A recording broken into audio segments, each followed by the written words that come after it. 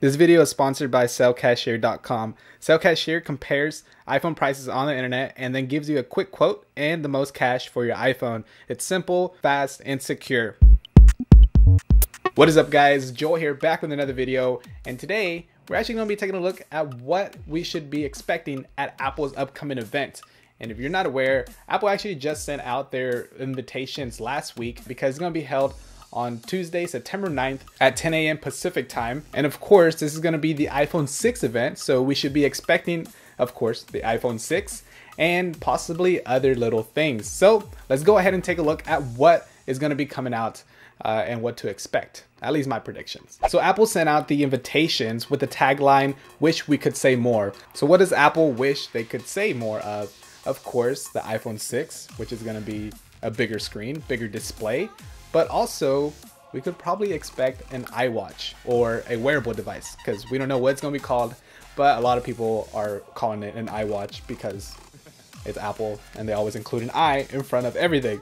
But it's going to be a wearable device, but we'll get into more detail here in a bit for that. But let's go ahead and see what is expected on the iPhone 6. Now, reports are saying that we should be expecting an iPhone 6 in 2 different sizes. So first, we're going to be, of course, getting the 4.7 inch, which is a long overdue size upgrade.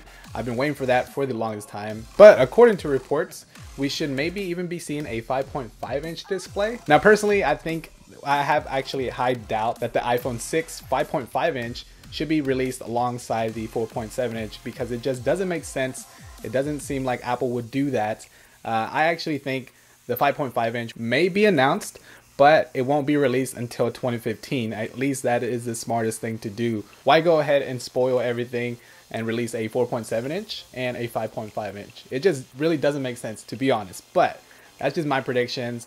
My prediction is that they're going to be releasing the 4.7 inch this month and then go ahead and wait till 2015 to release a 5.5 inch. Now, along with the larger display, the iPhone 6 is more than likely going to feature a new Sapphire glass display, which is going to be more durable against scratching and all that good stuff. And you can actually check out a in-depth video that they went ahead and tested out, shot arrows and all that good stuff. So go ahead and check that out. I'll leave a link down below. Now, along with the durable Sapphire display that we may be getting, we're gonna also expect the device to be thinner and slimmer. Now, the iPhone 6 is also gonna have the new A8 processor, which is gonna be bumped up to a 2.0 gigahertz processor, and of course it's going to be dual core, and it's also set to feature 1 gigabyte of RAM, which in paper it doesn't really seem like that much, but in the past Apple has made it work with their past devices with using less RAM and a less core processor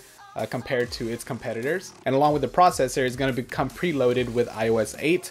And if you're not aware of iOS 8, I have done videos in the past that I'll link down below if you want to go ahead and check out what new features are going to be available on iOS 8. Now, another thing that has been rumored is NFC. Now, NFC is something that we've been expecting probably the past 2 iPhones. Because all other devices, all Android devices have NFC. And if you're not aware of what NFC is, it's near field communication. Now, Apple is supposed to be using this NFC technology for some type of mobile payments. But of course, we won't find out until that event. But it has been reported, and you can see it in leaked photos, that NFC should be making its way to the iPhone 6 finally. Now, as far as the release date goes, the iPhone 6 is going to be announced at the event, which is going to be September 9th. Now, if they go ahead and do pre-orders, which I have my high doubts on that too, because they haven't done it in the past couple iPhones. But if they do go ahead and pre-order, you're going to be able to pre-order it that following Friday, which is going to be September 12th, and then have it finally launched and released on September 19th, which is going to be the following Friday. Now, as far as iOS 8 goes, iOS 8, the GM version, which is a gold mastered version, that's actually going to be set to release on the event. That is typically how it happens as well. Now, the gold mastered is going to be the actual final public version that will be released at a later date, which is more than likely released on the launch of the iPhone 6, which is going to be the following Friday. So you can expect iOS 8 GM to be released to developers at the event on September 9th. So if you are a developer, you'll be able to install the final build onto your device early. But as far as the iPhone 6, that's kind of my predictions and my thoughts about it. Now let's go ahead and talk about the iWatch. Now, there's been a lot of rumors and speculation that the iWatch, or Apple's wearable device, will be released at this event as well. and is long overdue because like its competitors like Samsung, LG, and soon to be Motorola, they've all released a smartwatch. And so Apple is kind of late to the game, just like every year. They're always late to the game, but they always make up for it and make probably one of the best devices out there. But Apple is long overdue for a wearable device, and this wearable device is going to have a lot to do with health and fitness. But according to reports, the pricing for it is going to be ranging around the $300, $400 price point. And if you compare that to its competitors, where they start off at like $200, $250, $300, that is a pretty high price for a wearable device.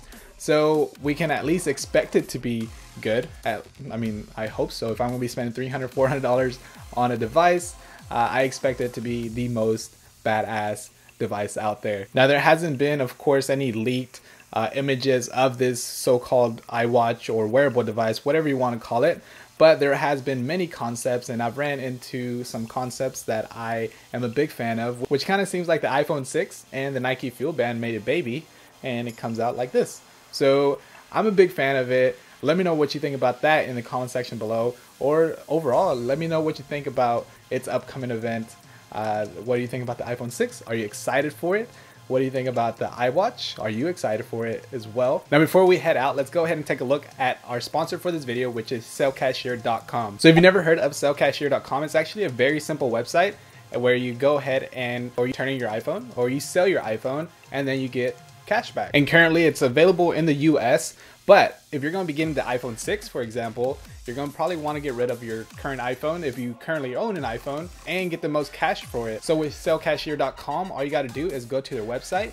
You'll select what model, whether it be an AT&T, T-Mobile, Sprint, and etc. You get a quote, and after that you select your condition, and then you fill out the information. And what's cool about it is if you want to receive a check, you can do so, or if you have a PayPal account, you can actually receive all the money to your PayPal account. So it's simple, fast, and secure. Now also you do get a prepaid label and a box, so you don't have to go out and buy your own box and own label. So that is actually free.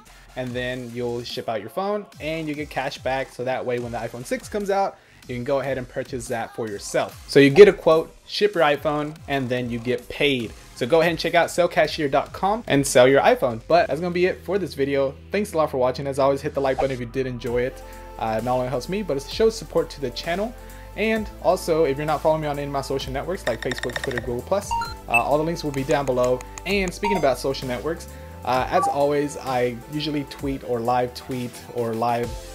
post pictures and all that good stuff on my social media. So if you want to be up to date on the latest news as far as the Apple event goes or any other tech news, be sure to follow me on Twitter, Facebook, Google+, and Instagram. All my links are down below. So stay tuned for September 9th, as I will be posting pictures and all that as the news hits. So be sure to follow me on social media. Also, if you feel like being awesome, go ahead and hit that subscribe button. That way you won't miss any of my future videos and future coverage on the iPhone 6 and hopefully the iWatch, the wearable device. So go ahead and hit that subscribe button if you're not yet subscribed, so you'll be notified when I come out with all of those future videos. Anyways, that's gonna wrap it up for this video. Thanks a lot for watching, and I'll catch you all in the next one. All right, peace.